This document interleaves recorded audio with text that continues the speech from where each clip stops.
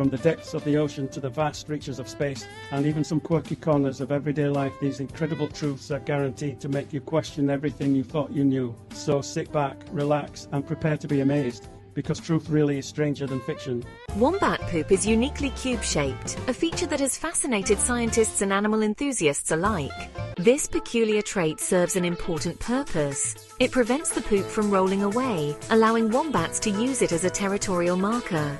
Wombats are territorial animals, and they use their feces to communicate with others in their environment, leaving it on elevated surfaces like rocks or logs. The cube shape ensures the poop stays in place, making it an effective and stable marker in their rugged, hilly habitats. The secret behind the cube shape lies in the unique structure of a wombat's intestines. Unlike most animals, which produce round or cylindrical feces, wombats have varying elasticity in their intestinal walls. Specifically, some parts of their intestines are stiffer while others are more flexible. As the feces move through the intestine, these differences in elasticity mold the poop into its distinctive cube form. This process takes around 10 to 14 days, which is relatively slow, giving the poop its firm texture and final shape. Scientific interest in this phenomenon has grown in recent years. In 2018, researchers studied the biomechanics of wombat intestines and even replicated the cube-making process using artificial materials. Their findings shed light on how soft tissues can shape rigid forms, a discovery with potential applications in manufacturing and engineering. The cube-shaped poop is also an example of how evolution tailors traits to an animal's specific needs. Wombats have adapted to their environment in ingenious ways, and their uniquely shaped feces are just one of many survival strategies. By using their poop as an immovable communication tool, wombats maintain social boundaries and reduce the likelihood of confrontations with rivals. This quirky adaptation highlights the surprising complexity of nature's solutions to everyday problems. Venus, the second planet from the Sun, has one of the most unusual rotational dynamics in the solar system. A day on Venus, defined as the time it takes for the planet to complete one full rotation on its axis, lasts approximately 243 Earth days. Remarkably, this period is longer than a Venusian year, which is the time it takes Venus to complete one full orbit around the Sun. Venus orbits the Sun in just about 225 Earth days, making its year shorter than its day. This phenomenon is the result of Venus's extremely slow and retrograde rotation. Unlike most planets in the solar system, Venus rotates in the opposite direction to its orbital motion around the Sun. This means that if you stood on Venus, assuming you could survive the extreme conditions, you would see the Sun rise in the west and set in the east, opposite to what we experience on Earth. This retrograde spin is thought to be the result of a colossal impact or gravitational interactions during the planet's formation billions of years ago. Adding to the peculiarity, the rotation of Venus is so slow that a solar day, the time between two consecutive sunrises on Venus, lasts about 117 Earth days as the planet's rotation and orbit interact. This creates a situation where Venus's day and year overlap in complex ways, making its dynamics a fascinating subject of study for astronomers. These unique characteristics of Venus have a significant impact on its atmosphere and surface. Venus's thick atmosphere, composed mainly of carbon dioxide with clouds of sulfuric acid, traps heat in a runaway greenhouse effect, making the planet the hottest in the solar system, with surface temperatures around 475 degrees Celsius, 900 degrees Fahrenheit. The slow rotation may also contribute to the lack of a significant magnetic field, as the dynamo effect observed on faster rotating planets like Earth is absent. The extreme conditions and unusual day-year relationship of Venus highlight the diversity and complexity of planetary systems, providing valuable insights into planetary formation and dynamics. Octopuses are fascinating creatures with a unique circulatory system that sets them apart from most animals. These marine invertebrates have 3 hearts, 2 branchial hearts and 1 systemic heart. The branchial hearts are located near the gills and are responsible for pumping blood through the gills for oxygenation. The systemic heart, located centrally in the body, pumps oxygenated blood to the rest of the body. What makes octopuses especially remarkable is that when they swim, their systemic heart temporarily stops beating. This happens because octopuses rely heavily on their gills for oxygen exchange, and swimming increases the workload on their branchial hearts while reducing the efficiency of oxygen uptake. By halting the systemic heart, the octopus prioritizes oxygen delivery to its gills and conserves energy for movement. This adaptation, while effective, also makes octopuses relatively poor swimmers. Their circulatory system is optimized for crawling and jet propulsion in short bursts rather than sustained swimming. When an octopus swims for extended periods, the cessation of its systemic heart limits the oxygen supply to its body, causing fatigue. As a result, octopuses often prefer crawling along the ocean floor, using their arms or hiding in crevices to conserve energy. The octopus's blood also contributes to its unique physiology. Unlike humans who have iron-based hemoglobin in their blood, octopuses have copper-based hemocyanin, which gives their blood a blue color. Hemocyanin is more efficient than hemoglobin at transporting oxygen in cold, low-oxygen environments, such as the deep ocean where many octopus species live. These adaptations highlight the octopus's evolutionary ingenuity. Its complex circulatory system is just one of the many features that make it a marvel of the marine world, alongside its intelligence, ability to camouflage, and remarkable problem-solving skills. The claim that there are more trees on Earth than stars in the Milky Way is a surprising yet true fact, emphasizing the vast scale of Earth's forests and the incredible abundance of life. According to a 2015 study led by scientists from Yale University, there are an estimated 3 trillion trees on Earth. This figure far exceeds the estimated 100 to 400 billion stars in the Milky Way galaxy.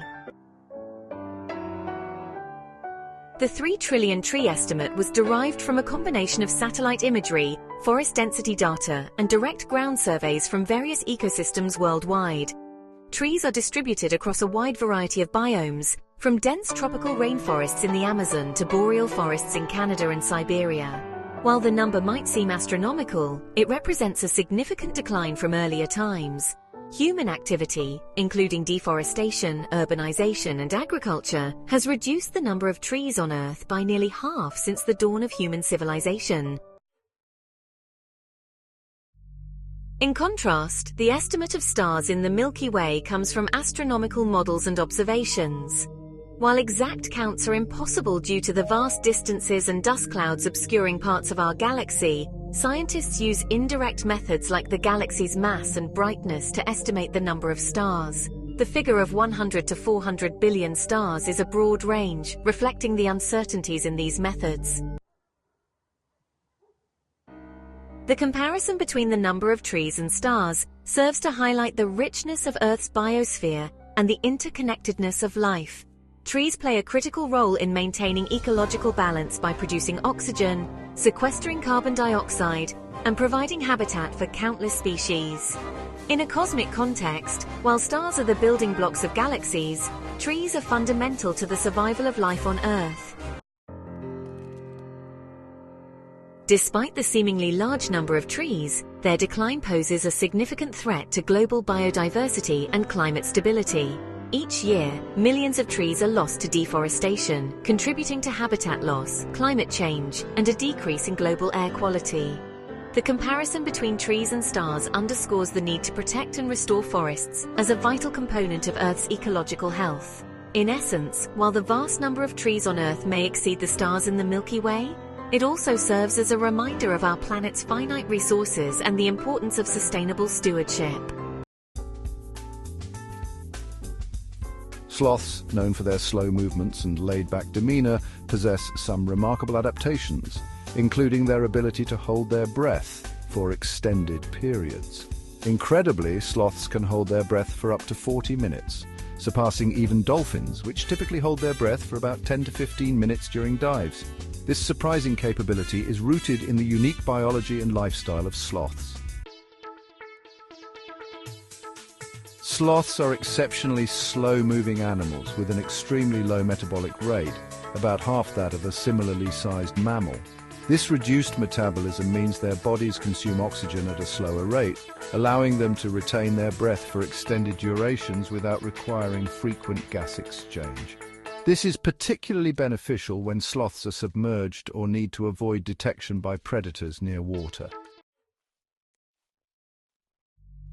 One of the physiological adaptations that enable sloths to hold their breath for so long is their ability to control their heart rate, a process known as bradycardia. When submerged, sloths can slow their heart rate dramatically, reducing oxygen consumption. This adaptation mirrors the diving reflex seen in marine mammals, although sloths use it less for deep diving and more as a survival mechanism for occasional water crossings or threats. Dolphins, efficient but not as prolonged. While dolphins are often thought of as masters of breath control due to their aquatic nature, their diving abilities are adapted for frequent and efficient gas exchange. Dolphins rely on rapid, deep breaths at the surface to replenish oxygen, which supports their active and high-energy swimming. Their dives are typically shorter because they need frequent access to air to sustain their metabolism, which is far higher than that of sloths. Sloths and aquatic behavior. Although sloths are primarily arboreal or tree-dwelling, they are surprisingly adept swimmers. In the wild, sloths occasionally traverse rivers or flooded areas, using a slow, breaststroke-like motion. Their ability to hold their breath for long periods is crucial during these crossings, allowing them to navigate water safely and avoid predators like caimans or anacondas. Evolutionary implications.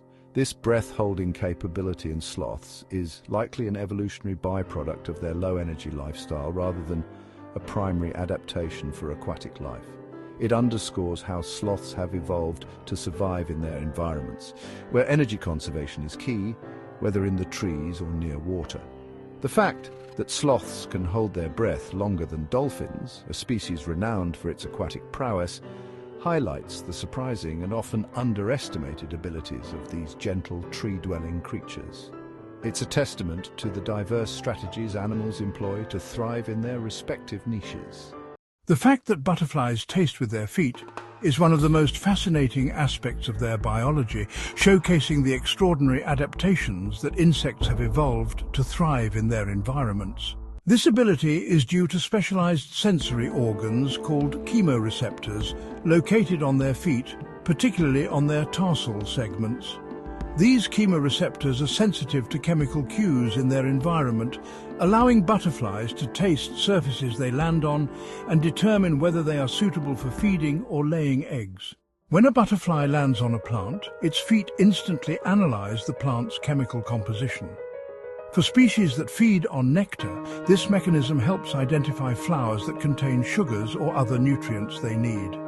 In the case of female butterflies, this ability is crucial for reproduction. They use their feet to detect plants that are ideal for their larvae to feed on, ensuring the survival of their offspring. If the chemical signals indicate that the plant is unsuitable, the butterfly will quickly move on to another. This adaptation is especially important for butterflies because their primary sense organs, their proboscis and antennae, are geared more towards feeding and navigation rather than surface assessment. By tasting with their feet, they can make immediate and informed decisions about their environment without relying on other senses that may be less effective for this purpose.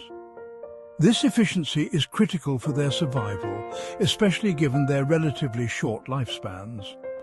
The phenomenon also underscores the complexity of insect sensory systems, which often combine multiple senses in ways that seem alien compared to humans. While humans rely on taste buds in the mouth to experience flavor, butterflies' distributed chemosensory systems allow them to interact with their environment in a fundamentally different and highly specialized way.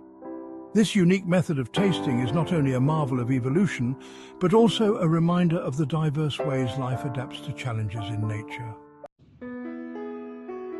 The fact that sharks existed before trees highlights the astonishing history and evolutionary resilience of these marine predators. Sharks first appeared over 400 million years ago during the Devonian period, a time often referred to as the Age of Fishes. In contrast, the earliest trees, which are believed to have emerged around 350 million years ago during the late Devonian to early Carboniferous period, are a much more recent development in Earth's history. This means that sharks predate not only trees but also many other major forms of life, including dinosaurs. Sharks' ancient lineage is reflected in their primitive yet highly effective design. These cartilaginous fish, characterized by skeletons made of cartilage rather than bone, have adapted remarkably well over millions of years. Early shark species were different in appearance from modern sharks, but already possessed many of the features that define them today, such as streamlined bodies and sharp teeth suited for predation. Their adaptability has enabled them to survive multiple mass extinction events that wiped out countless other species.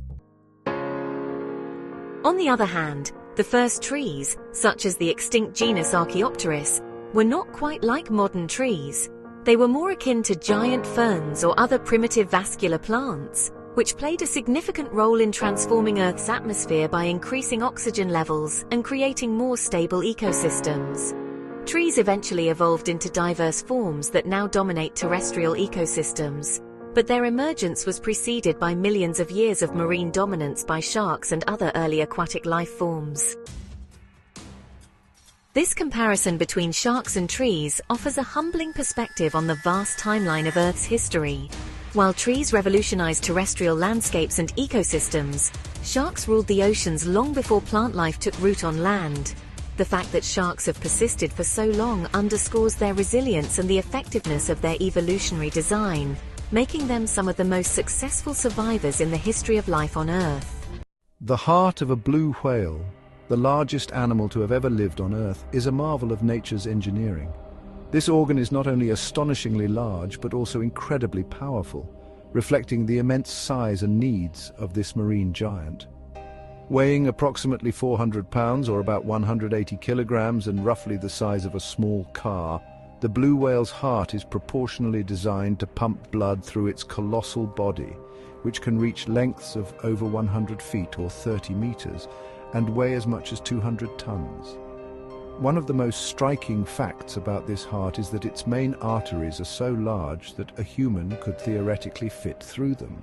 These arteries, like the rest of the cardiovascular system, must accommodate the high volume of blood required to sustain such a massive creature. The heart pumps an estimated 58 gallons or 220 liters of blood per beat, with a resting heart rate of about 2 to 10 beats per minute.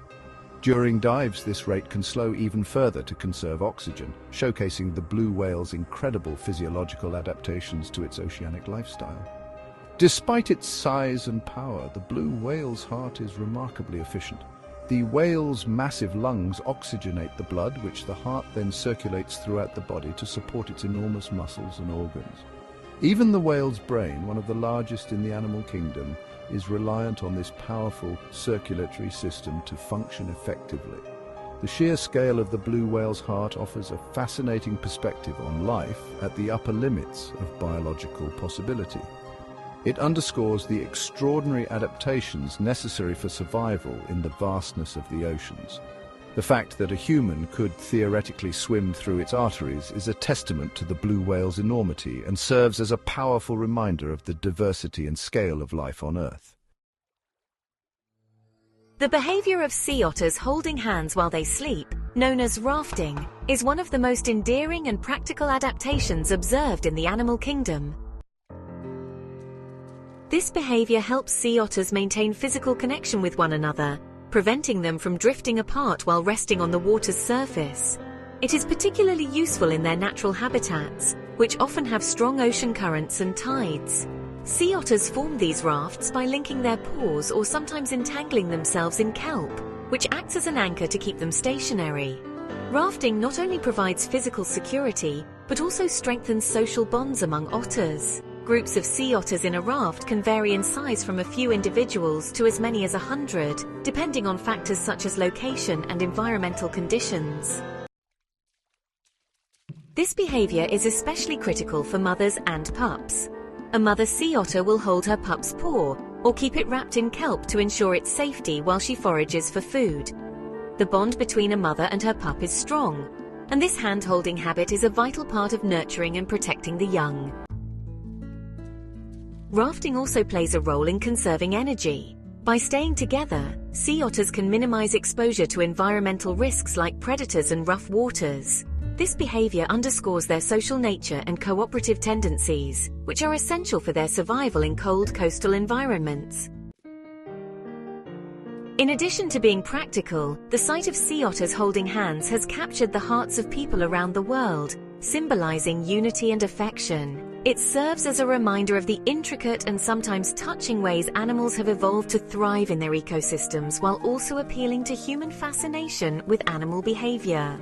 The fact that some turtles can breathe through their butts is a fascinating example of nature's resourcefulness and evolutionary ingenuity.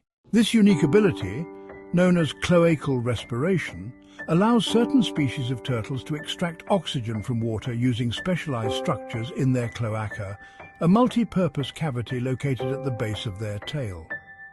While butt breathing might sound humorous, it is a highly efficient adaptation that plays a crucial role in their survival, particularly during extended periods of submersion in water.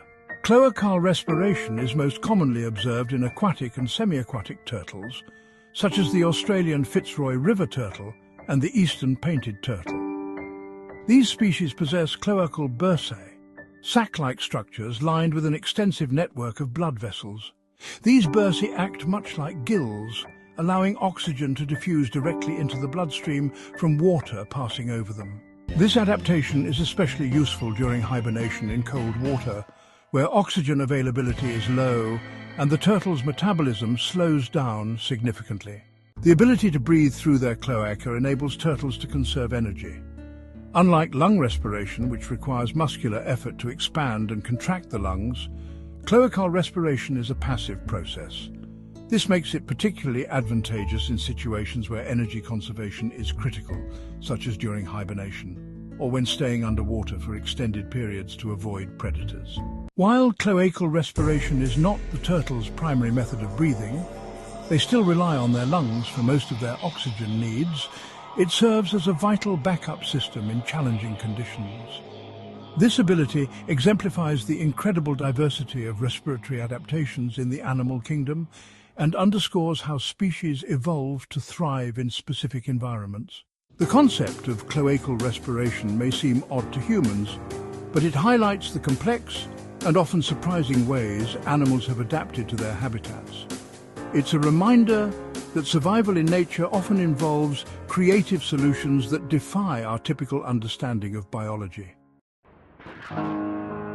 The statement that Cleopatra lived closer in time to the moon landing in 1969 CE than to the construction of the Great Pyramid of Giza circa 2570 BCE is a fascinating way to grasp the vastness of human history. It reveals how the timeline of ancient events can sometimes defy our expectations and assumptions. Cleopatra VII, the last active ruler of Egypt's Ptolemaic dynasty, was born in 69 BCE and died in 30 BCE. This places her reign approximately 2,000 years after the completion of the Great Pyramid, built during the reign of Pharaoh Khufu around 2570 BCE. Meanwhile, Cleopatra's lifetime was only about 2,000 years before the Apollo 11 moon landing, showing that she is temporally closer to modern technological achievements than to the construction of the iconic monument often associated with ancient Egypt. The Ptolemaic dynasty itself highlights the passage of time within Egyptian history. Established by Ptolemy I, a general of Alexander the Great, it ruled Egypt for nearly 300 years. By Cleopatra's era, Egypt was far removed from the Old Kingdom period when the Great Pyramid was built. The pyramid itself stood as an ancient relic, even in Cleopatra's time, much as it does for us today. This comparison also illustrates the dynamism of human progress. While the gap between the Great Pyramid and Cleopatra's reign spans millennia of Egyptian culture, it took only a couple of centuries after Cleopatra for the Roman Empire to fall, and less than 2,000 years after that for humanity to set foot on the moon. It underscores how historical milestones, though often categorized as ancient or modern, exist on a continuum rather than in isolated epochs. The tale of Napoleon Bonaparte being attacked by a horde of rabbits is a curious anecdote from history, blending humour with the unexpected. The incident reportedly occurred in 1807, shortly after Napoleon had signed the Treaty of Tilsit, which ended hostilities between France and Russia. To celebrate this diplomatic success, Napoleon organised a rabbit hunt for himself and his entourage. The event was intended as a light-hearted diversion, with hundreds, possibly thousands of rabbits procured to ensure a plentiful game. The rabbits, however, were not wild as Napoleon may have anticipated. Instead, his chief of staff, Alexandre Berthier, had acquired tame rabbits, perhaps unaware that their behaviour would differ significantly from wild ones. When the cages were opened, rather than fleeing in fear, the rabbits charged toward Napoleon and his party. It is said that the tame rabbits, accustomed to humans and associating them with food, mistook the group for their caretakers, bringing a meal. The sheer number of rabbits overwhelmed the hunting party. Napoleon reportedly tried to shoo them away, even resorting to his riding crop, but the determined rabbits swarmed him. Eventually, the emperor and his entourage were forced to retreat, laughing at the absurdity of the situation. According to some accounts, they sought refuge in their carriages to escape the relentless assault. This amusing episode stands in stark contrast to Napoleon's reputation as a strategic genius and military commander, adding a light-hearted footnote to his otherwise formidable legacy. Whether exaggerated or entirely accurate, the story has endured as a charming reminder that even great historical figures are not immune to moments of unexpected hilarity. During World War II, the United States developed an unconventional experimental weapon system known as the bat bomb. The project, officially called Project X-ray, was initiated in 1942 under the direction of Dr. Little S. Adams, a Pennsylvania dentist and amateur inventor. Adams conceived the idea after visiting the Carlsbad Caverns in New Mexico, which were home to millions of bats. Inspired by the resilience and large numbers of these nocturnal creatures, he proposed using bats as carriers for incendiary devices. The concept was as audacious as it was innovative. Tiny incendiary bombs, weighing about an ounce, were to be attached to the bats. The plan involved releasing them over Japanese cities, where the bats would seek shelter in the wooden buildings and eaves. Once the bombs detonated, the resulting fires could cause widespread destruction. Given that many Japanese structures at the time were made of wood and paper, the potential for devastating fires was significant. The project received approval from President Franklin D. Roosevelt, and the U.S. Army Air Force took over its development. Testing began with various bat species to determine which could carry the small bombs effectively. Mexican free-tailed bats, abundant and robust, were selected. The bats were placed in canisters designed to be dropped from aircraft. Upon release, the canisters would open mid-air, allowing the bats to disperse and find shelter before the incendiaries ignited. However, the project faced numerous challenges. During one test in New Mexico, some bats escaped prematurely, causing accidental fires at the military base. Despite the initial promise, logistical difficulties, ethical concerns, and the rapid advancement of more conventional weapons, such as the atomic bomb, ultimately rendered Project X-ray obsolete. By 1944, it was officially abandoned. While the bat bomb never saw deployment, it remains a fascinating example of the creativity and occasional absurdity of wartime experimentation. The idea demonstrated an unusual blend of biology and military innovation, reflecting the desperate lengths to which nations would go during the global conflict. Today, it serves as a curious footnote in the history of military science.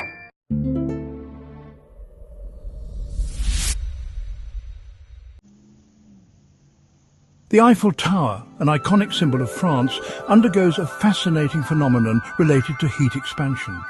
Constructed primarily of wrought iron, the tower's height fluctuates with temperature changes. During the summer months, when temperatures are higher, the tower can grow by as much as 6 inches, about 15 centimeters, due to thermal expansion. This occurs because metals, including iron, expand when heated. As the sun warms the Eiffel Tower, its iron components absorb heat and increase in volume. The effect is most pronounced in the tower's vertical structure, causing it to extend slightly upward. The expansion is uniform and carefully accounted for in its design, ensuring the structural integrity of the monument is never compromised. Thermal expansion is a fascinating process where materials expand when heated. For the Eiffel Tower, this means that as temperatures rise, the iron structure expands, causing the tower to grow slightly taller. Conversely, in colder months, the tower contracts as temperatures drop. This cyclical expansion and contraction are typical of iron structures, but are particularly notable in the Eiffel Tower due to its size and exposed location. At 330 meters or 1,083 feet tall, even small thermal changes can result in measurable differences in height. This phenomenon is a testament to the ingenuity of Gustav Eiffel, the engineer behind the tower's design. Constructed between 1887 and 1889 for the 1889 World's Fair in Paris, the Eiffel Tower was built with an understanding of the material properties of iron. The ability to flex and adapt to temperature changes contributes to its durability and longevity. Today, the Eiffel Tower's thermal expansion is not only a scientific curiosity, but also a reminder of the interplay between engineering and natural forces. It serves as a subtle yet remarkable demonstration of how monumental structures interact with their environment. The year 1929 saw the births of three individuals who would leave an indelible mark on history: Anne Frank, Martin Luther King Jr., and Barbara Walters. Each of them contributed significantly to the worlds of human rights, social change and media, though their lives and legacies unfolded in vastly different contexts. Anne Frank, born on June 12, 1929 in Frankfurt, Germany, is one of the most poignant symbols of the Holocaust. Her diary, written while hiding from the Nazis in Amsterdam during World War II, offers a deeply personal account of life under oppression. Anne's reflections, aspirations and courage have resonated with millions around the world, serving as a reminder of the human cost of hatred and the resilience of the human spirit. Tragically, Anne died in early 1945 at the Bergen-Belsen concentration camp, just months before the end of the war. Her diary, published posthumously as The Diary of a Young Girl, continues to educate and inspire. Martin Luther King Jr., born on January 15, 1929 in Atlanta, Georgia, became a central figure in the American civil rights movement. A Baptist minister and eloquent orator, King advocated for non-violent resistance to combat racial segregation and inequality. His leadership in landmark events such as the Montgomery bus boycott and the March on Washington, where he delivered his iconic "I Have a Dream" speech, helped to bring about critical legislation like the Civil Rights Act of 1964. King was awarded the Nobel Peace Prize in 1964, but was assassinated on April 4, 1968, in Memphis, Tennessee. His legacy endures as a symbol of justice and equality. Barbara Walters, born on September 25, 1929, in Boston, Massachusetts, revolutionized the field of broadcast journalism. As the first female co-anchor of a network evening news program and the creator of popular interview shows like the Barbara Walters Specials and The View, Walters broke barriers for women in a male-dominated industry. Known for her probing interviews with world leaders, celebrities, and controversial figures, she brought a humanizing depth to journalism. Over her decades-long career, Walters became a trailblazer, inspiring generations of journalists before her retirement in 2014. She passed away in 2022, but remains a symbol of perseverance and professionalism. Though their lives were shaped by vastly different circumstances. Anne Frank amidst the horrors of the Holocaust, Martin Luther King Jr. in the struggle for civil rights, and Barbara Walters in the pursuit of media excellence. They all exemplify the profound impact individuals can have on the world. Their shared birth year of 1929 serves as a reminder that history is often shaped by people who, despite starting their journeys in the same era, respond uniquely to the challenges and opportunities of their time. John Tyler, the 10th President of the United States from 1841 to 1845, holds a unique place in American history for a variety of reasons. Born on March 29, 1790, in Charles City County, Virginia, he ascended to the presidency following the sudden death of William Henry Harrison, making him the first vice president to assume the office under such circumstances. This established a precedent for presidential succession. Tyler's administration was marked by staunch support for states' rights and his opposition to measures like a national bank, which alienated him from his Whig Party allies and rendered him a president without a formal political base. Despite this, he was instrumental in key events, including the annexation of Texas in 1845, which helped lay the groundwork for westward expansion, but also fueled tensions over slavery. Tyler's personal life is as intriguing as his political career. He married twice and fathered 15 children, more than any other US president. Remarkably, some of his grandchildren are still alive today. This is due to the longevity of his descendants and the family's generational spacing. Tyler's son, Lyon Gardner Tyler Sr., born in 1853, fathered children late in life, including Lyon Gardner Tyler Jr., born in 1924, and Harrison Ruffin Tyler, born in 1928. Both of these grandsons survived well into the 21st century, with Harrison reportedly still living as of 2024. This connection to the 18th century, through living relatives, emphasizes how closely history intertwines with the present. Tyler's family legacy underscores the ways in which personal timelines can stretch across centuries, offering a tangible link to the early republic in contemporary times. In ancient Egypt, it is said that servants were smeared with honey to attract flies away from the pharaoh. This practice, though unusual by modern standards, highlights the lengths to which the Egyptians went to ensure the comfort and well-being of their rulers. Flies were a persistent nuisance in the warm and humid climate of the Nile Valley, and their bites and buzzing could disrupt the pharaoh's tranquility, especially during ceremonial or official duties. The idea was that by covering servants with honey, the sweet, sticky substance would draw the flies away from the pharaoh, creating a protective barrier of sorts. This anecdote also reflects the hierarchical structure of ancient Egyptian society. The pharaoh was considered a divine figure, embodying the god's will on earth and ensuring cosmic order, or Ma'at. As such, their needs and comfort were prioritized above all else. Servants were often tasked with extraordinary duties, as their lives were dedicated to serving the pharaoh and other high-ranking officials. The honey-smearing practice, while peculiar, underscores the extreme measures employed to shield the pharaoh from even minor inconveniences. While this account is fascinating, it is worth noting that much of what we know about such practices comes from historical records and second-hand accounts, which might exaggerate or romanticize certain details. Nonetheless, the tale of honey-covered servants serves as a vivid example of the opulence and ingenuity, sometimes bordering on the bizarre, of ancient Egyptian court life.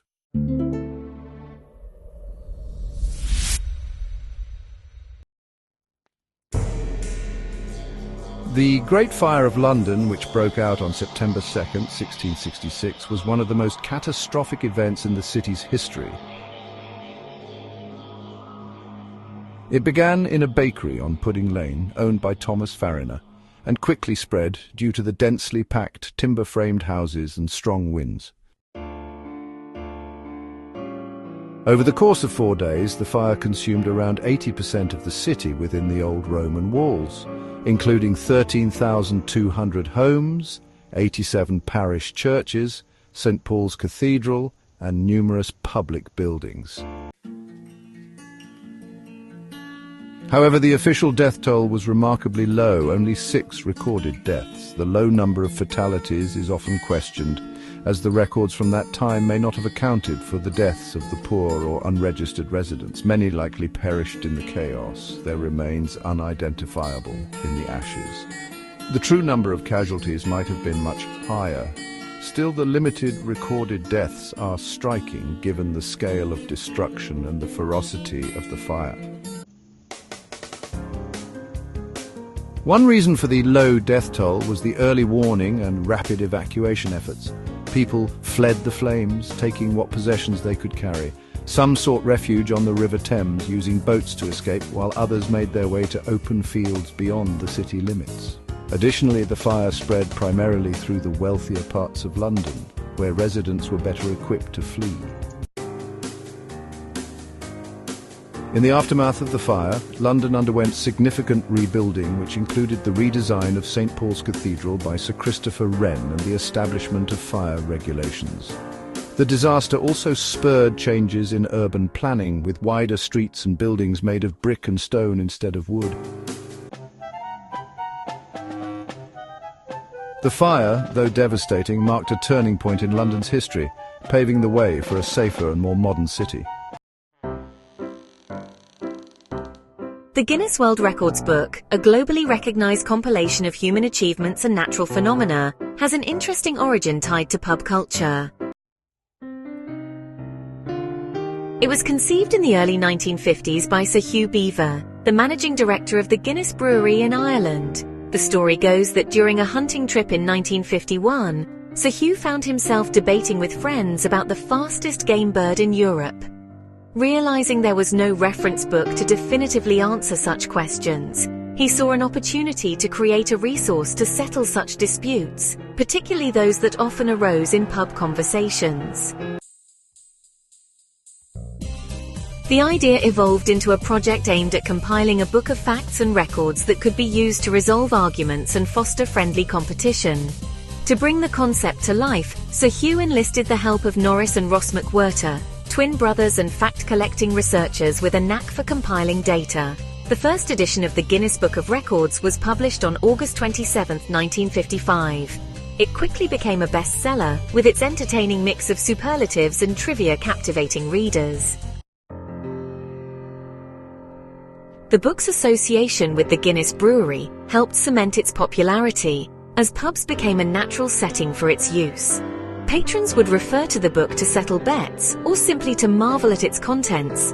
Over time, the publication evolved from a novelty item into an authoritative source on world records, expanding its scope to include a diverse array of human achievements and natural wonders. Today, the Guinness World Records brand is a global phenomenon, encompassing books, television shows, and live events. It continues to celebrate extraordinary feats and inspire people to push the boundaries of what is possible. Despite its evolution, the book's roots in settling pub debates remain a charming reminder of its humble and uniquely social origins.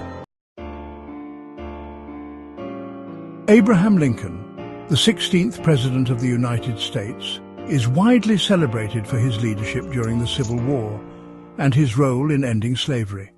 But fewer people know about his athletic prowess, particularly as a wrestler. Long before his political career, Lincoln gained a reputation as an accomplished wrestler during his youth and early adulthood, earning him a posthumous spot in the National Wrestling Hall of Fame. Growing up on the frontier, physical strength and skill were highly valued, and wrestling was a common pastime. Lincoln, who stood 6 feet 4 inches tall and was lean but exceptionally strong, used his height and reach to his advantage. He reportedly participated in over 300 matches and lost only one, a record that cemented his legendary status. One of his most famous bouts took place in the early 1830s in New Salem, Illinois, against a local champion named Jack Armstrong. The match ended in a draw after a hard-fought contest, but it earned Lincoln the respect of Armstrong and his gang, solidifying his reputation as both a formidable wrestler and a fair, honest competitor. Lincoln's wrestling style was described as a mix of brute strength and tactical skill. His athleticism reflected his rugged upbringing and ability to relate to common people, traits that later contributed to his political charisma. While he didn't pursue wrestling professionally, his success in the sport became part of the folklore surrounding his larger-than-life persona. In 1992, Lincoln was inducted into the National Wrestling Hall of Fame as an outstanding American honoree, a recognition of his contributions to the sport's history and his embodiment of its values. This unique accolade showcases a lesser-known dimension of one of America's most iconic leaders, reminding us of his versatility and grounded connection to the people he served. The idea that bananas are berries but strawberries aren't stems from the botanical definitions of these fruits, which differ from everyday usage. In botany, a berry is a type of fruit that develops from a single ovary of a flower and typically contains multiple seeds embedded within its fleshy interior. Examples of true berries include bananas, grapes, and kiwis. Bananas fit this definition because they form from a single ovary and have a soft, fleshy interior with seeds, even if the seeds are tiny in cultivated varieties. Strawberries, on the other hand, don't qualify as berries by botanical standards. They are considered aggregate fruits because they develop from a single flower with multiple ovaries. The small, seed-like structures on the surface of a strawberry are actually individual fruits called achenes, each containing a single seed. The fleshy part we eat is an enlarged receptacle, not the fruit itself. This distinction highlights how scientific classifications can differ significantly from common perceptions. Many fruits we colloquially refer to as berries, such as raspberries and blackberries, also fail to meet the botanical criteria as they are aggregate fruits. Meanwhile, fruits like bananas and tomatoes, which we don't usually think of as berries, fit the definition perfectly. This discrepancy can surprise many people and demonstrates the fascinating complexity of plant biology. Water can boil and freeze simultaneously under a specific set of conditions known as the triple point. This phenomenon occurs when the temperature and pressure are such that water exists in equilibrium as a solid, liquid, and gas. For water, the triple point is at a precise temperature of 0.01 degrees Celsius, 32.018 degrees Fahrenheit, and a pressure of 611.657 pascals, 0.00604 atmospheres. These conditions are highly specific and not typically encountered in everyday life. At the triple point, the energy being added to the water is perfectly balanced among the three phases. As heat enters the system, some water molecules transition into vapor, boiling, while others form a crystalline structure, freezing. This equilibrium is a direct result of the unique molecular properties of water and the precise interplay between pressure and temperature. The triple point is significant in both scientific and practical contexts. It serves as a reference point for calibrating thermometers and is a critical concept in thermodynamics. Furthermore, understanding the triple point of various substances is essential in fields like meteorology, engineering, and material science, where phase changes influence real-world phenomena. For example, in a laboratory, achieving the triple point of water involves carefully controlling the environmental conditions using specialized equipment. Observing the coexistence of ice, liquid water, and vapor at the triple point provides a striking visual representation of the intricate balance governing phase transitions.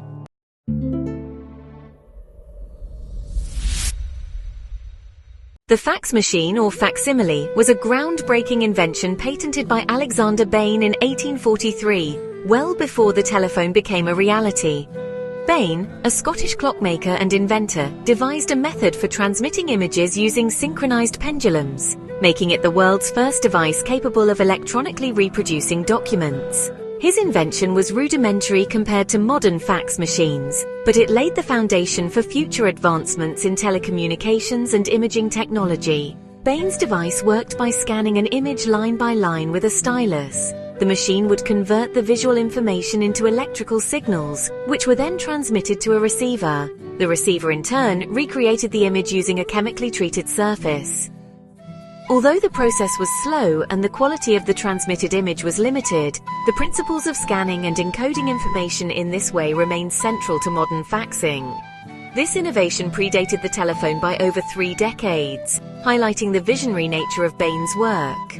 It was a precursor to the development of more sophisticated fax machines, which would only gain widespread use in the 20th century, especially with the advent of telephone networks.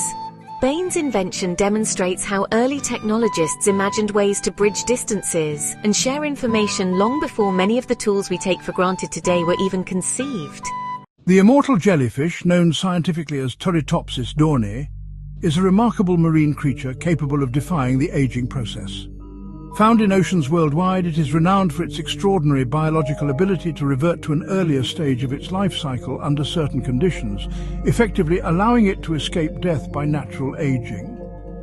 While this doesn't mean individual jellyfish live forever in a practical sense, their potential for indefinite regeneration is unique in the animal kingdom. The life cycle of Turritopsis dohrnii begins like other jellyfish, as a free-swimming larva called a planula. The planula eventually settles on a surface, such as a rock or seabed, and develops into a polyp. From the polyp stage, it buds off into multiple medusae, which are the adult jellyfish we typically recognize. Unlike other species, when faced with stress, injury, or unfavorable environmental conditions, an adult Turritopsis dohrnii can transform its cells to revert to the polyp stage, starting its life cycle anew. This process, known as transdifferentiation, involves the reprogramming of specialized cells back into stem cells, which can then develop into new types of cells needed for the polyp structure. This ability has drawn significant attention from scientists studying aging and regenerative medicine. Understanding the genetic and molecular mechanisms behind the jellyfish's transdifferentiation process could provide insights into reversing cellular aging and developing therapies for degenerative diseases in humans. However, while theoretically immortal, Turritopsis dohrnii is not invincible. It can still fall prey to predators, disease, or environmental threats. The existence of Turritopsis dohrnii serves as a profound reminder of nature's complexity and the untapped potential within biological systems. Its unique life cycle challenges traditional notions of life and death, offering a glimpse into the possibilities of biological regeneration and longevity. The statement that a teaspoon of honey is the lifetime work of 12 bees highlights the immense collective effort that honeybees undertake to produce even a small quantity of honey. This insight into the industrious lives of honeybees underscores the complexity and efficiency of their social structure and the vital role they play in ecosystems. Honey is produced by worker bees, which are all females, during the active foraging seasons of spring and summer. These bees collect nectar from flowers, a sugary liquid that serves as the raw material for honey. A single bee typically visits between 50 to 100 flowers in one foraging trip, collecting only a small amount of nectar each time. Over its lifetime, which lasts around 6 weeks during peak activity, a worker bee produces just about 1/12 of a teaspoon of honey. This means it takes the collective efforts of 12 bees working tirelessly to fill a single teaspoon. The process of honey production is meticulous and highly organized. Once nectar is gathered, it is stored in the bee's honey stomach, a specialized organ separate from its digestive system. Enzymes in the stomach begin breaking down the nectar's sugars into simpler compounds such as glucose and fructose. Back at the hive, the bee regurgitates the partially processed nectar into the cells of the honeycomb, where other worker bees fan it with their wings to evaporate excess water, concentrating the nectar into the thick golden substance we know as honey. The honey is then capped with beeswax to preserve it for future use as a food source for the colony. And this extraordinary production process is not only a testament to the teamwork and efficiency of honeybees, but also to their critical role in agriculture and ecosystems. While producing honey, bees pollinate a vast array of crops and wild plants, supporting biodiversity and food production worldwide.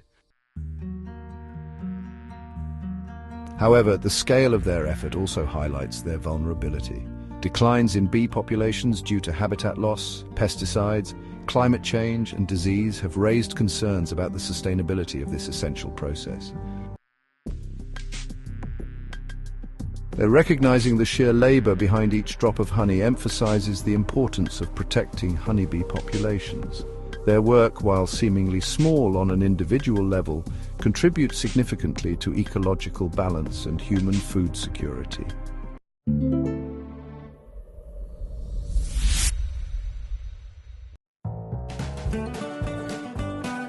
The idea that if you shuffle a deck of cards, it's almost certain that the resulting order has never existed before is based on a concept in probability and combinatorics. This fascinating fact stems from the astronomical number of possible arrangements, or permutations, of a standard 52-card deck.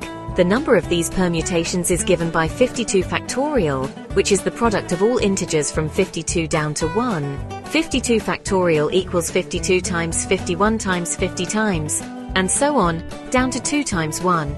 The result of this calculation is approximately 8.0658 times 10 to the power of 67, a number so vast that it defies ordinary comprehension. To illustrate how large 52 factorial is, consider the following comparisons. The estimated number of atoms in the observable universe is around 10 to the power of 80. The number of card permutations, though smaller, is of a similar magnitude. If every person on Earth, around 8 billion people, shuffled a deck of cards once per second since the beginning of the universe, about 13.8 billion years ago, they wouldn't come close to generating all possible permutations. This astronomical number means that each shuffle of a deck is incredibly likely to produce a sequence of cards that has never existed in the history of the universe. Even if every deck of cards ever shuffled by humans since the invention of playing cards were accounted for, the total would still represent only a minuscule fraction of the possible permutations.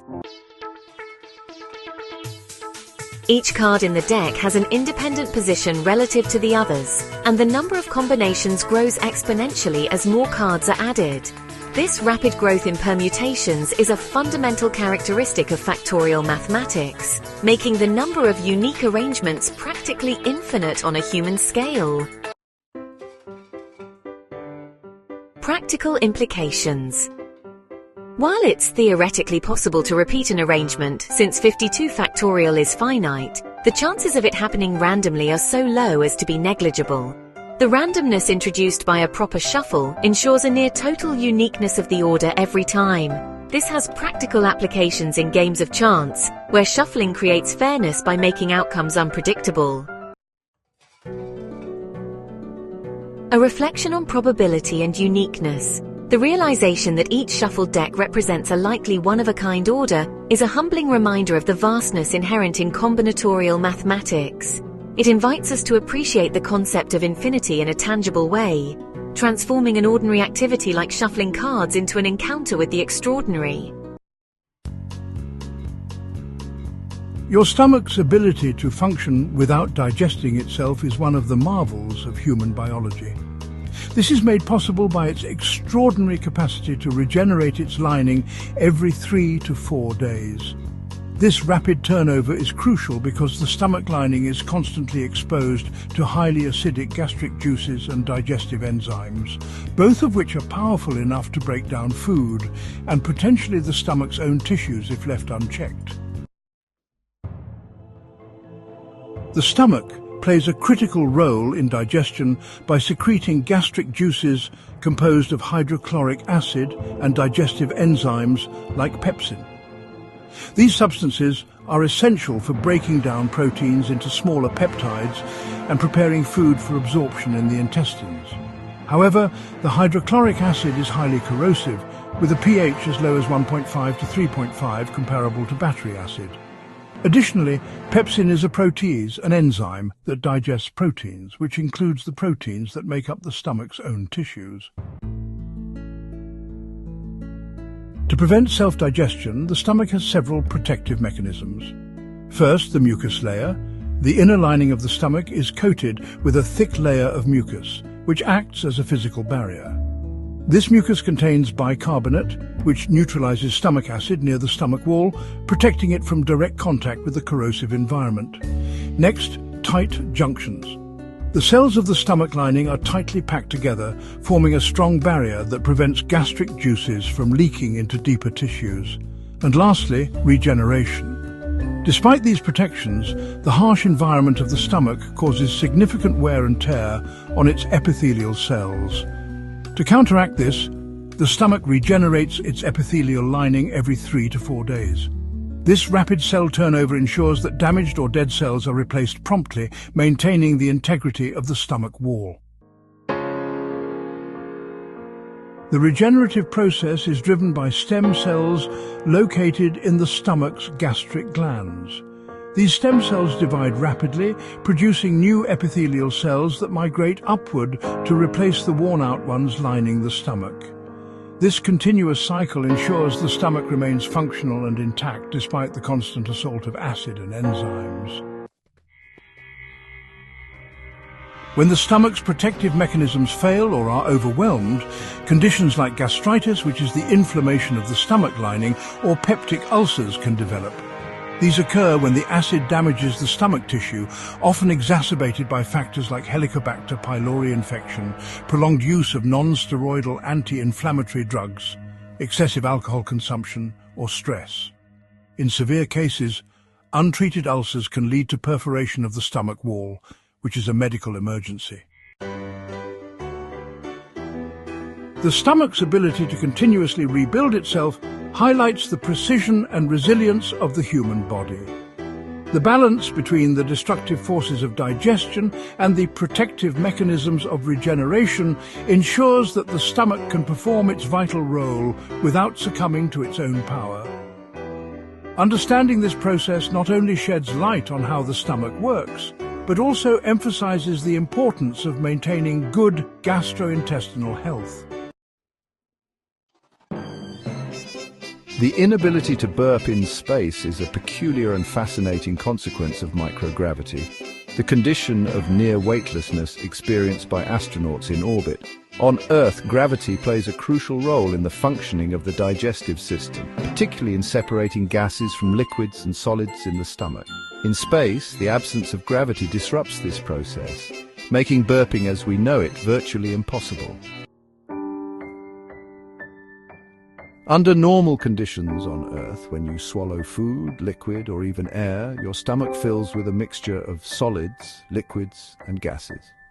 Gravity causes these components to settle into distinct layers. Liquids pool at the bottom, solids mix in the middle, and gases rise to the top. When gas builds up in your stomach, the esophageal sphincter, a muscular valve at the top of the stomach, relaxes to allow the gas to escape as a burp. This separation ensures that only gas is released, leaving liquids and solids in place. In the microgravity environment of space, this natural separation of stomach contents doesn't occur. Instead, the gas, liquid, and solid components mix into a homogeneous slurry. If an astronaut tries to burp in space, the gas cannot escape independently because it's trapped within this mixture. As a result, attempting to burp often leads to what astronauts call a wet burp, where both gas and stomach contents are expelled simultaneously, essentially a small regurgitation. This phenomenon is one of the many adjustments astronauts must make when living and working in space. To minimize discomfort, astronauts are advised to eat and drink carefully, avoiding behaviors that might introduce excessive air into the stomach. The design of space food and beverages also takes this into account. Carbonated drinks, for instance, are generally avoided because they can cause excessive gas buildup, which becomes particularly problematic in microgravity. The inability to burp in space may seem like a minor inconvenience, but it underscores the profound impact of microgravity on human biology. Many bodily functions that are routine on Earth become more complex in space, requiring careful management to ensure astronaut comfort and health. As space exploration advances and missions grow longer, understanding and mitigating such challenges will become increasingly important. This quirky fact about burping also serves as a reminder of how much we take gravity for granted in everyday life. On Earth, gravity effortlessly orchestrates countless processes in our bodies that we rarely notice, until they stop working the way we expect.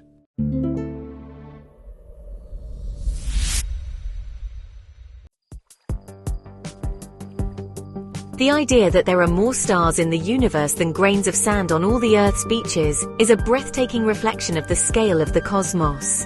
This statement, often attributed to astronomers like Carl Sagan, is not only poetic but also rooted in scientific reasoning and estimations.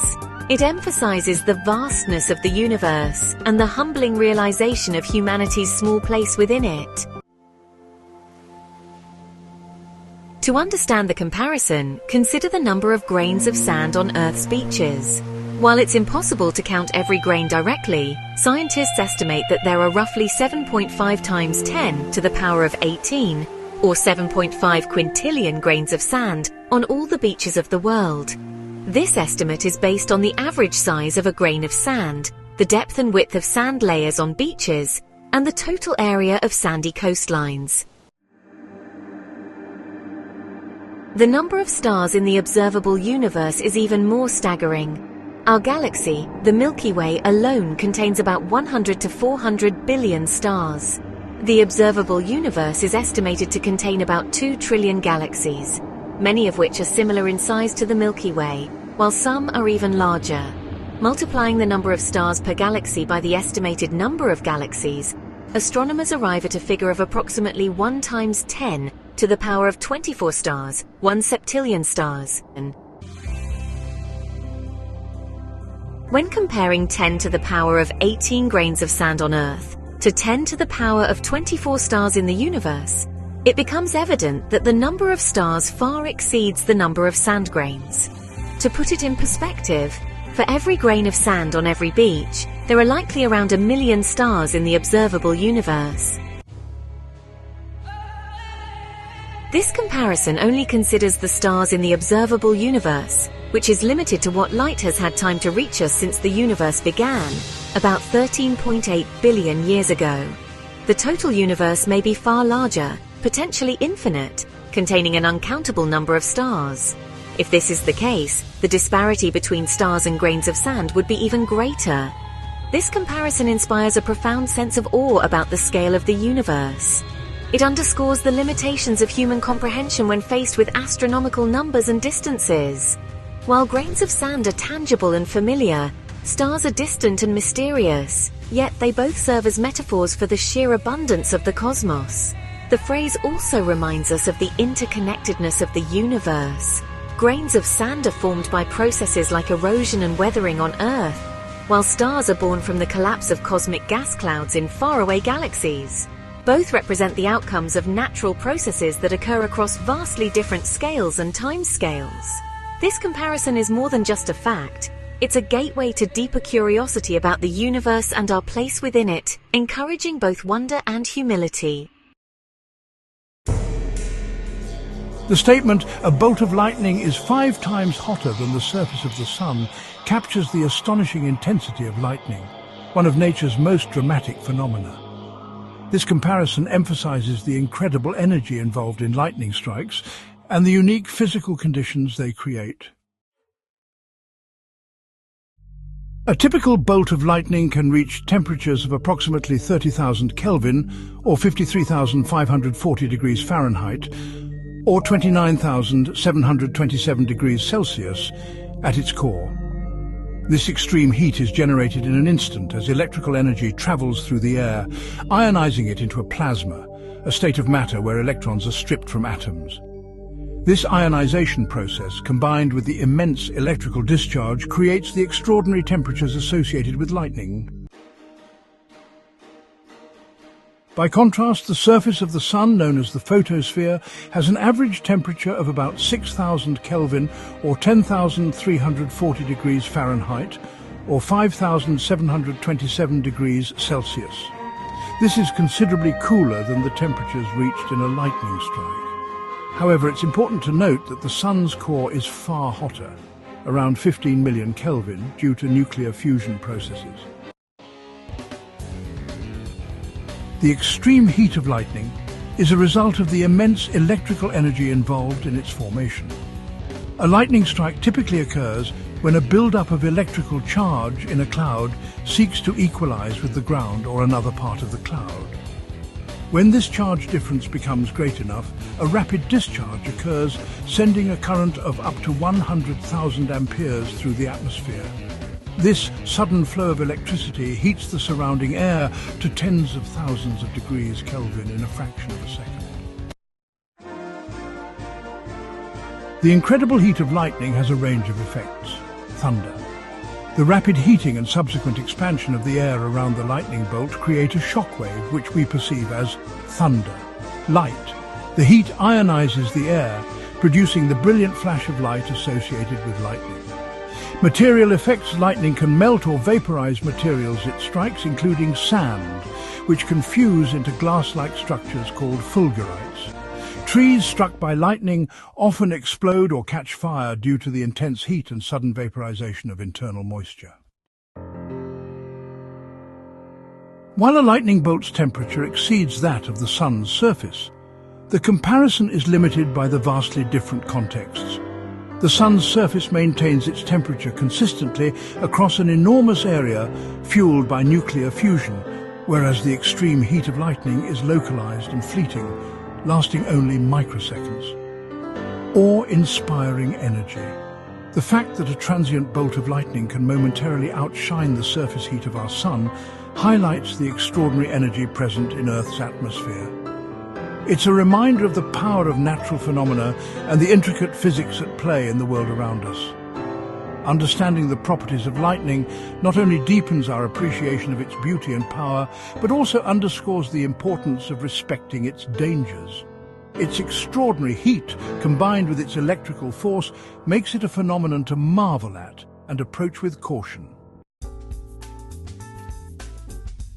The idea that your body has more bacterial cells than human cells has been a fascinating concept in microbiology, but recent studies have refined this understanding. Traditionally, it was believed that the human body contains 10 times more bacterial cells than human cells. However, a 2016 analysis recalculated this ratio and suggested that the numbers are closer to 1-to-1. This means that the human body has roughly the same number of bacterial cells as human cells, with some variation depending on factors like body size, health, and microbiome composition. Bacteria in the body are part of the microbiome, a vast ecosystem of microorganisms that inhabit areas like the skin, mouth, gut, and other surfaces. The gut microbiome alone contains trillions of bacteria, primarily in the colon, where they play essential roles in digestion, immunity, and even mental health. For example, these microbes help break down complex carbohydrates, produce vital nutrients like certain B vitamins and vitamin K, and influence the immune system's responses to infections and allergens. Though bacterial cells are smaller than human cells, their collective genetic material, known as the microbiome, vastly outnumbers the human genome. The human genome consists of about 20,000 protein-coding genes, while the microbiome contains millions of genes that contribute to critical metabolic and regulatory functions. This symbiotic relationship between humans and their microbial counterparts highlights how bacteria are not merely passive residents, but active contributors to our well-being. Understanding the balance of bacterial populations in the body is crucial. While most bacteria are harmless or beneficial, imbalances can lead to issues like infections, autoimmune disorders, or chronic inflammation. Advances in research are now focusing on how to modulate the microbiome through diet, probiotics, and medical interventions to enhance health outcomes. This evolving field underscores the complexity and importance of the interplay between human cells and bacterial cells in maintaining overall health. Humans do indeed glow in the dark, a phenomenon known as bioluminescence. Although the light emitted is so faint, about 1,000 times weaker than the human eye can detect unaided, that it remains invisible under normal circumstances. This bioluminescence occurs due to natural biochemical reactions within our bodies, primarily involving the oxidation of biomolecules. At the cellular level, light emission in humans arises from metabolic processes. During metabolism, free radicals are generated as byproducts of energy production. These reactive molecules can interact with lipids, proteins, and other cellular components, causing oxidative reactions. When these reactions occur, certain molecules, known as excited carbonyls, emit photons, particles of light, as they return to their ground state. This emission is what causes the faint glow. Research has shown that human bioluminescence is not constant, but follows a diurnal rhythm, peaking in the late afternoon and being lowest at night. This variation correlates with metabolic activity, which tends to fluctuate throughout the day. The highest light emissions are often observed on the face, neck, and hands, likely because these areas have higher concentrations of metabolic activity or exposed skin that interacts more with environmental factors. The intensity of human bioluminescence is about 1,000 times dimmer than the threshold of human vision. Specialized equipment, such as highly sensitive cameras, is required to capture this faint glow. Studies using such equipment have revealed patterns and intensities of light that vary across the body and over time. The exact biological purpose of human bioluminescence remains unclear, and it may simply be a byproduct of metabolic processes rather than serving a specific function. However, studying this phenomenon has practical implications, especially in medicine. Variations in light emission could potentially indicate changes in metabolic states, oxidative stress, or the presence of disease. For example, some researchers are investigating whether bioluminescence can be used as a non-invasive diagnostic tool to monitor health conditions. Bioluminescence is not unique to humans and is more pronounced in certain animals, such as fireflies and deep-sea creatures, where it serves clear purposes like communication camouflage or predation. In humans, however, it is so faint and functionally ambiguous that it is more of a scientific curiosity than a practical trait. Nevertheless, it provides a fascinating glimpse into the subtle and intricate processes that occur in living organisms. The idea that human bones are about 5 times stronger than steel of the same density highlights the incredible strength-to-weight ratio of bone tissue. This comparison does not mean bones are unbreakable, but underscores how well adapted they are to the stresses and demands of the human body. Bone is a composite material made primarily of a protein matrix, collagen, and a mineral phase, hydroxyapatite, a calcium phosphate compound, which together give it exceptional properties of strength and resilience. When scientists say bones are 5 times stronger than steel of the same density, they are referring to the material's tensile strength and compressive strength relative to its weight. Bone is incredibly light due to its porous structure, which reduces density without compromising structural integrity. If you were to compare a piece of bone and steel with the same weight, the bone would outperform steel in terms of resisting fractures under compressive forces. This impressive strength comes from bone's ability to absorb energy and flex slightly under stress. Unlike steel, which can deform or fail catastrophically under high stress, bone's unique combination of rigidity and elasticity allows it to withstand significant forces while distributing stress evenly. This property makes bone a natural engineering marvel. Bone's strength lies in its hierarchical structure. At the macroscopic level, long bones like the femur are hollow, with a dense outer shell, cortical bone, and a lightweight, spongy interior trabecular bone. This design minimizes weight while maximizing strength. At the microscopic level, the arrangement of collagen fibers and mineral crystals forms a lattice that resists cracks and fractures. On an even smaller scale, the molecular bonding within collagen and hydroxyapatite contributes to bone's mechanical properties. Bone strength is not static. Bones are dynamic and constantly remodel themselves in response to stress, a process known as Wolff's Law. When subjected to regular physical activity, bones become denser and stronger. Conversely, inactivity or conditions like osteoporosis can lead to decreased bone density and strength, making bones more susceptible to fractures. While bone is stronger than steel of the same density, it is important to note that it can still break under excessive force or stress. For example, a fall or high-impact trauma can exceed bone's load-bearing capacity, leading to fractures. In engineering terms, bone excels in its balance of strength, weight, and adaptability, rather than in raw strength alone. Understanding the properties of bone has implications for fields like biomaterials and orthopedics. For instance, the study of bone's composite structure has inspired the development of lightweight, durable materials in engineering and the creation of biocompatible implants for joint replacements or bone grafts.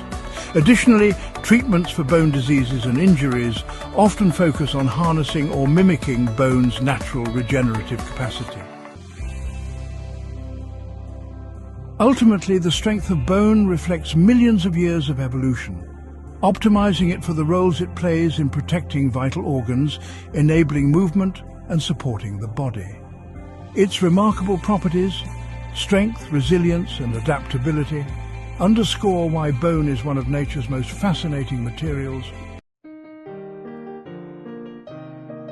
The human brain's ability to generate enough electricity to power a small light bulb is a testament to its remarkable biological and electrical functions. While the brain's electricity output isn't intended for powering devices, this analogy is often used to illustrate the brain's energetic activity and the intricate processes that sustain human life. The brain's electricity comes from the communication between neurons, the specialized cells responsible for processing and transmitting information. Neurons communicate via electrical impulses known as action potentials. These impulses are generated by the movement of charged ions, such as sodium and potassium, across the neuron's membrane. When a neuron fires, it creates a tiny electrical current. The brain contains approximately 86 billion neurons, each capable of firing multiple times per second. This collective activity results in measurable electrical signals, which can be detected through techniques like electroencephalography or EEG. The combined energy from all these electrical signals is estimated to be about 20 watts, which is roughly enough to light a small incandescent bulb.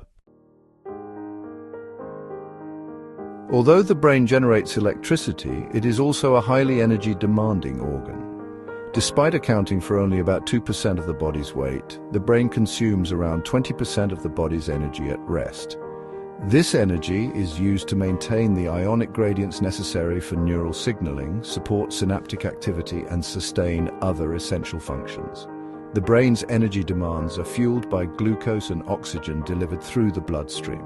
The metabolic processes within neurons convert these substances into the energy needed for electrical signaling. Any disruption in this energy supply, such as during a stroke or hypoglycemia, can impair brain function. Applications of brain electricity. The electrical activity of the brain has significant scientific and medical implications.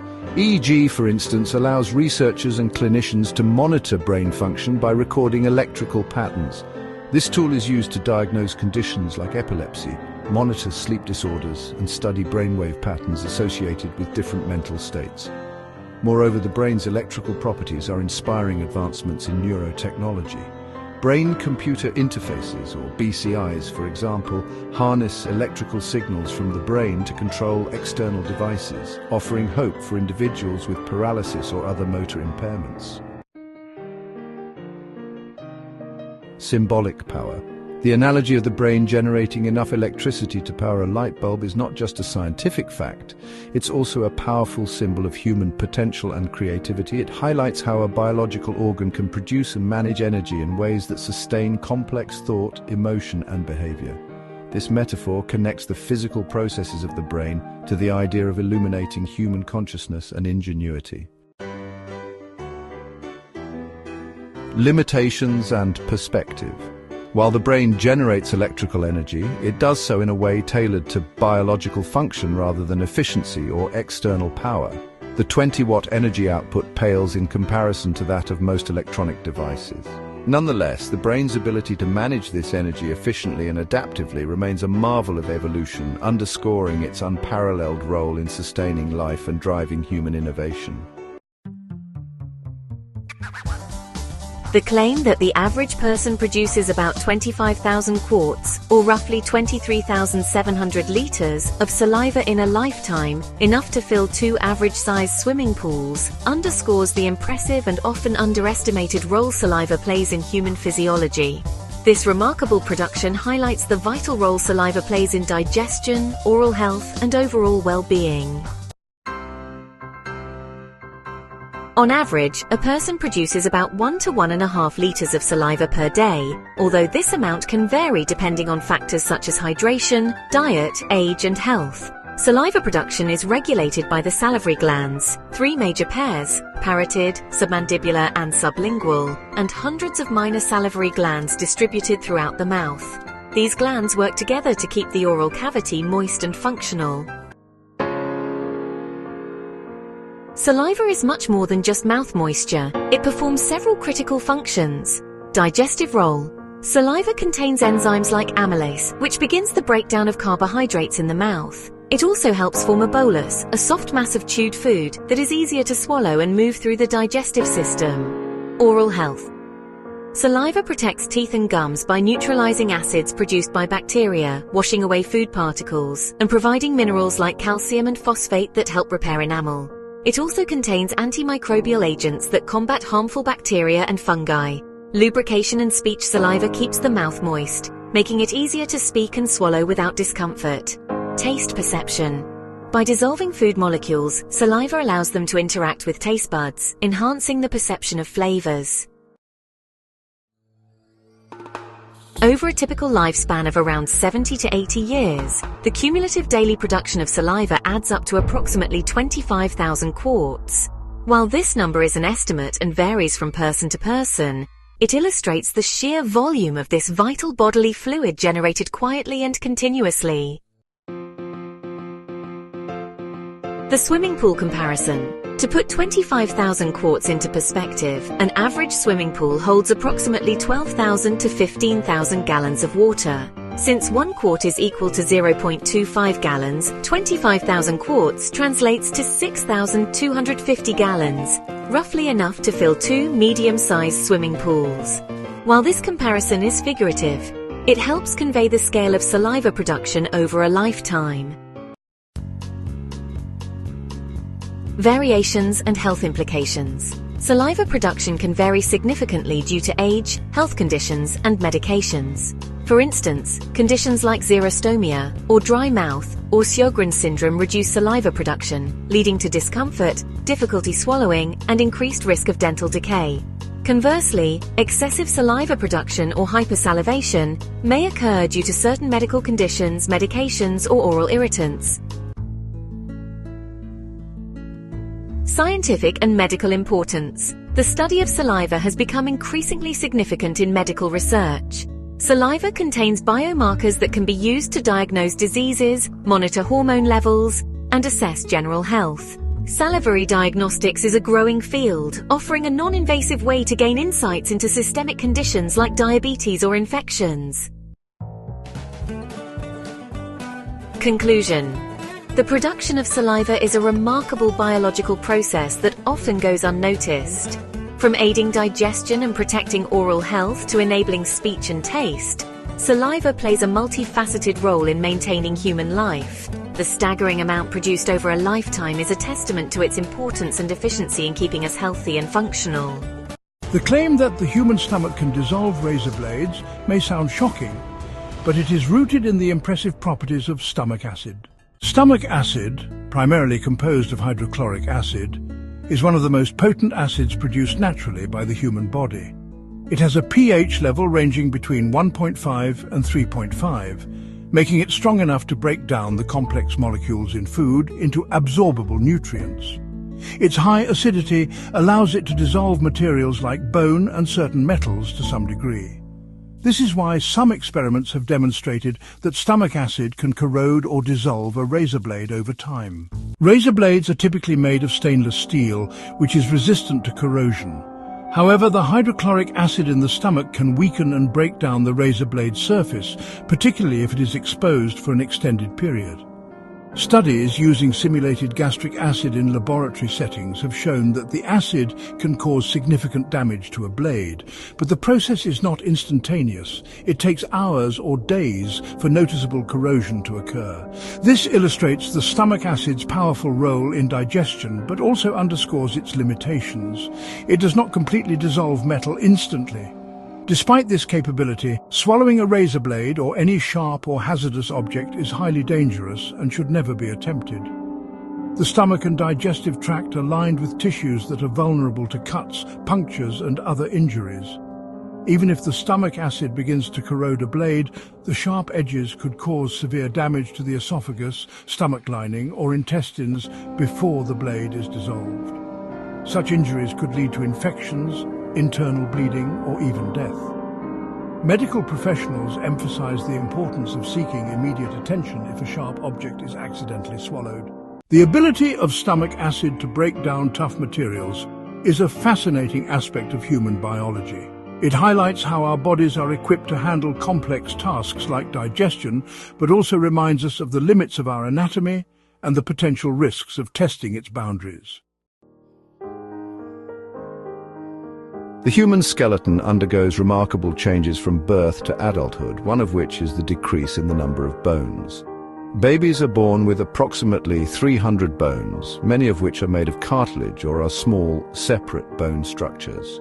Over time, these bones fuse together during growth and development, resulting in the 206 bones that typically make up an adult skeleton. This process of fusion is essential for creating a stronger and more rigid skeletal structure, while allowing for the flexibility required during infancy. Why do babies have more bones? At birth, a baby's skeleton is designed to be flexible and adaptable. This is partly because many of their bones are made primarily of cartilage, a softer and more pliable tissue than bone. This flexibility helps the baby navigate the birthing process, allowing the skull to compress slightly to pass through the birth canal. The cartilage also provides room for rapid growth during the early years of life. Over time, as the baby grows, cartilage is replaced by bone through a process called ossification, where calcium and other minerals are deposited to harden the tissue. Bone fusion during development. Many of the bones in a baby's body are in separate pieces to allow for growth. For instance, the skull is made up of multiple bones connected by soft areas called fontanelles. These fontanelles enable the skull to expand as the brain grows and eventually close as the child matures, fusing the skull bones into a solid structure. Similarly, the vertebrae in the spine, the bones of the pelvis, and the long bones of the arms and legs also fuse during development. Examples of bone fusion. A baby's skull consists of about 22 separate bones at birth, which gradually fuse into a rigid cranium by adulthood. In infants, the sacrum, the triangular bone at the base of the spine, consists of 5 separate vertebrae. These vertebrae fuse into a single bone by the time a person reaches their 20s. The coccyx, or tailbone, is made up of several small vertebrae that also fuse into a single bone in adulthood. The fusion of bones serves to enhance stability, support and protection as the body grows and develops. For instance, the fused bones in the adult skull provide a rigid casing for the brain, while the fused pelvis forms a sturdy base to support the body's weight and facilitate movement. The flexibility of a baby's skeleton is a double-edged sword. While it helps protect against fractures by bending rather than breaking under pressure, it also means that a baby's bones are more prone to deformities if subjected to prolonged stress, such as poor posture or certain medical conditions. The transition from 300 bones to 206 is a fascinating example of how the human body evolves to meet the demands of different life stages. From the pliable, adaptable structure of infancy to the solid, supportive framework of adulthood, this transformation highlights the body's incredible ability to grow and adapt. The claim that blood travels 12,000 miles daily in the human body reflects the incredible efficiency and tireless work of the cardiovascular system. This system, consisting of the heart, blood vessels, and blood itself, ensures that oxygen, nutrients, hormones, and waste products are transported throughout the body. To achieve this, blood travels immense distances in a continuous loop that sustains life. Blood is pumped by the heart through an intricate network of blood vessels, which include arteries, veins, and capillaries. The systemic circulation carries oxygenated blood from the heart to the rest of the body, while the pulmonary circulation moves deoxygenated blood to the lungs for oxygenation. In a single day, the average human heart beats about 100,000 times, pushing blood through approximately 60,000 miles of blood vessels. a network long enough to circle the Earth multiple times. The figure of 12,000 miles comes from considering the volume of blood moved and the speed at which it travels. The heart pumps about 5 liters, or 1.3 gallons of blood per minute at rest. Over 24 hours, this adds up to around 7,200 liters, or 1,900 gallons, of blood circulating repeatedly through the body. Since blood travels a closed loop and makes multiple circuits each day, the cumulative distance adds up to approximately 12,000 miles, roughly half the circumference of Earth. The extensive travel of blood is necessary to meet the body's metabolic demands. Oxygen delivery. Blood carries oxygen from the lungs to every cell in the body, enabling energy production through cellular respiration. Nutrient transport. Nutrients absorbed from the digestive system are distributed to cells for growth, repair, and energy. Waste removal. Blood transports carbon dioxide and other waste products to the lungs, kidneys, and liver for excretion. Hormone distribution. Blood acts as a delivery system for hormones, ensuring communication and coordination between different organs. Temperature regulation. The movement of blood helps distribute heat throughout the body, maintaining a stable internal temperature. The heart is the engine that drives this constant circulation. It consists of 4 chambers, 2 atria and 2 ventricles that work in harmony to pump blood. The left ventricle generates high pressure to push oxygen-rich blood through the systemic circulation, while the right ventricle pumps blood at lower pressure to the lungs for oxygenation. Despite its relentless workload, the heart is an incredibly efficient organ, capable of adapting to varying demands such as exercise or rest.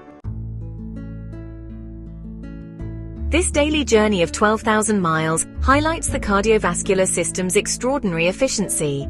Blood circulates so effectively that every cell in the body is no more than a few micrometers away from a capillary. This ensures rapid exchange of gases, nutrients, and waste products, which is crucial for maintaining homeostasis.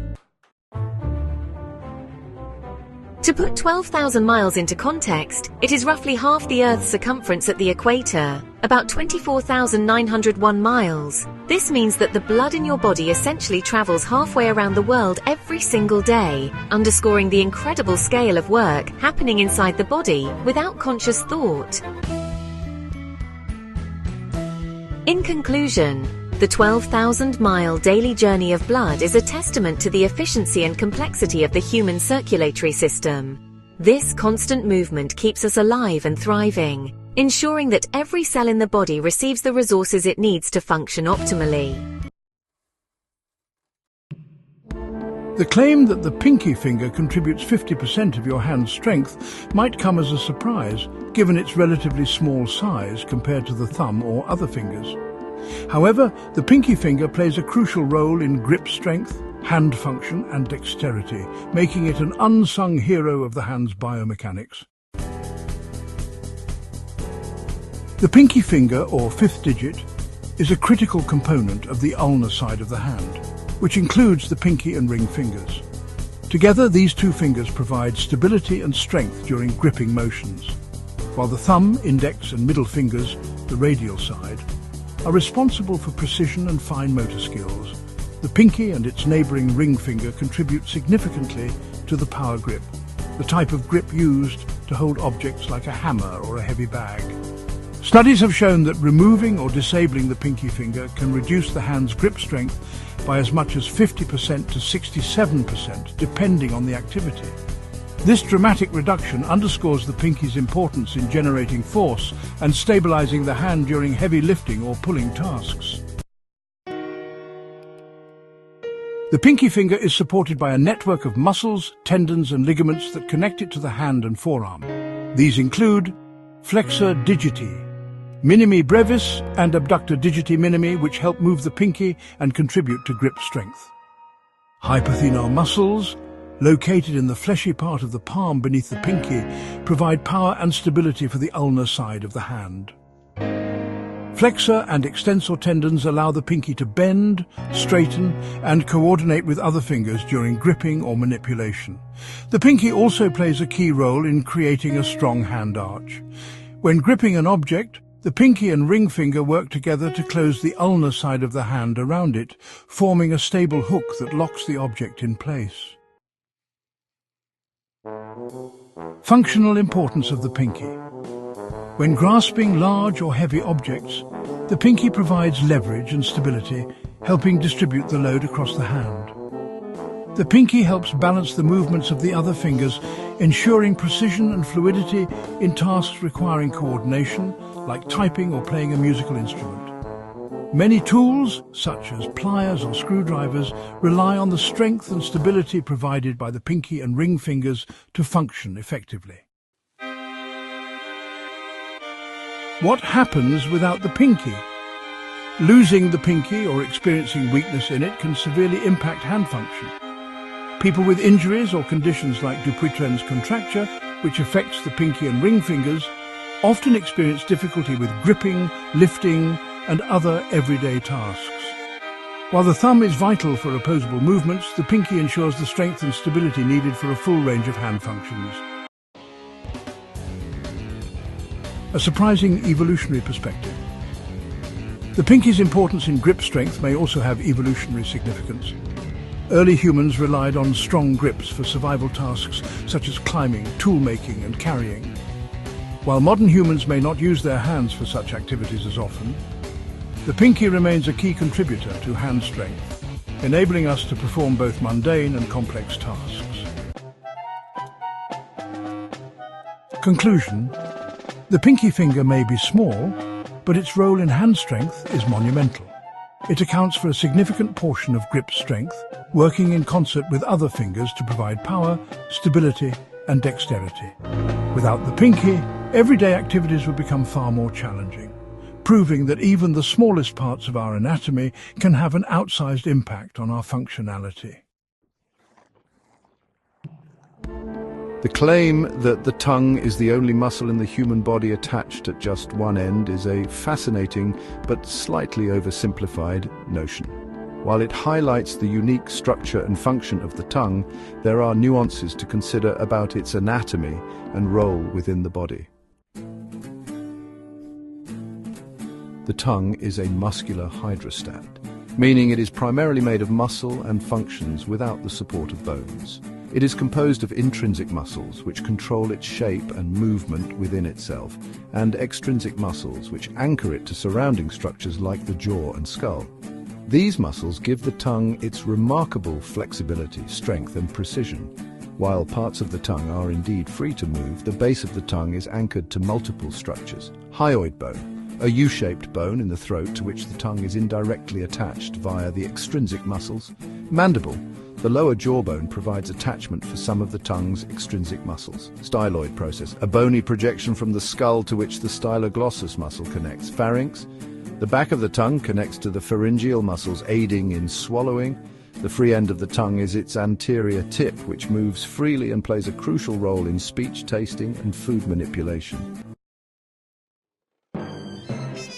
The tongue's combination of anchored and free movement is what makes it exceptional. Unlike other muscles in the body, such as the biceps or quadriceps, which are attached to bones at both ends to facilitate movement of joints, the tongue operates independently. Its mobility is due to the lack of rigid skeletal attachments at its anterior end, allowing it to bend, twist, and stretch in multiple directions. This structure makes the tongue one of the most versatile and dynamic muscles in the body. The tongue is a multifunctional organ involved in various essential activities. Speech. The tongue works with the lips, teeth, and palate to produce a wide range of sounds, enabling clear articulation.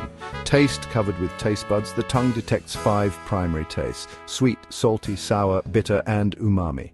Digestion. It helps manipulate food for chewing, forms it into a bolus, and pushes it toward the throat for swallowing. Cleaning. The tongue helps clean the mouth by removing debris and aiding in saliva distribution. Sensory functions. It provides tactile feedback that helps detect the texture and temperature of food.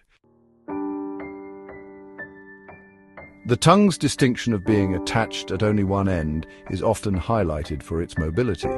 However, other muscles, such as the orbicularis oris around the mouth and the orbicularis oculi around the eyes, also lack direct skeletal attachments at one end. These muscles encircle openings and function similarly as muscular hydrostats, though their range of motion is less complex than the tongue's. The idea that the tongue is the only muscle attached at one end is not entirely accurate. While the tongue is unique in its structure and function, many muscles in the body have complex attachment points or lack traditional bone-to-bone connections. What sets the tongue apart is its extraordinary range of movement and precision coupled with its role as a hydrostat. The tongue is an extraordinary organ with a unique combination of muscular structure and functionality. While it is not entirely accurate to say it is the only muscle attached at one end, its mobility, versatility, and critical roles in speech, taste, and digestion make it one of the most remarkable muscles in the human body. Its ability to move freely at the anterior end while being anchored at the base highlights the innovative design of human anatomy. Thank you for watching. We hope these mind-blowing facts left you amazed and inspired. Don't forget to like, subscribe, and hit that notification bell because there's plenty more where that came from. Stay curious, and we'll see you in the next one.